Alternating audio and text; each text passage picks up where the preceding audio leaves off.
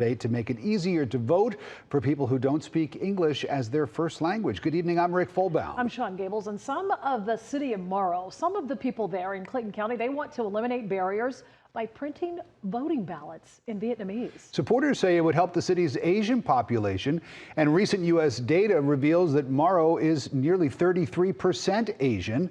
Atlanta News First, political reporter Doug Reardon live in Morrow, about 15 miles south of the city in Clayton County. This isn't a radical idea. At least one other metro Atlanta county prints ballots in different languages. Doug? Right, good evening. In fact, there are actually a few municipalities here in North Georgia that do offer multilingual ballots in different languages depending on who speaks them there. In fact, in some cases, it's required by federal law.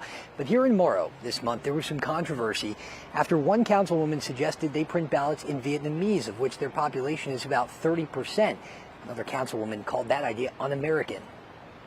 I was shocked. I could not believe that it was happening. Morrow City Councilwoman Van Tran was stunned after she suggested ballots printed in Vietnamese at a July 11th meeting. Councilmember Dorothy Dean got up and said this to Tran. You do not deserve to sit on that dais as an elected official. You have failed in your oath of office. You have failed as a citizen of this country.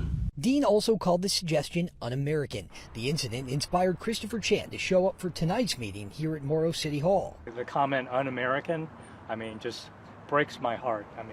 This is what Asian Americans have been fighting for. It's just more recognition as American. Federal law, in fact, requires multilingual ballots in cases where at least 5% of a population speaks another primary language. About a third of people in Morrow are Asian American, according to the latest census. We've heard from voters that it makes such a big difference to them. Jennifer Lee with the voting group Asian Americans Advancing Justice says places like Gwinnett County offer ballots in Spanish, Chinese, and Vietnamese, and DeKalb in Spanish and Korean. So providing language access really is also a way to increase that level of engagement. After the last meeting, a handful of state lawmakers from the Asian American, Hispanic, and Black caucuses signed a letter condemning Dean's comments.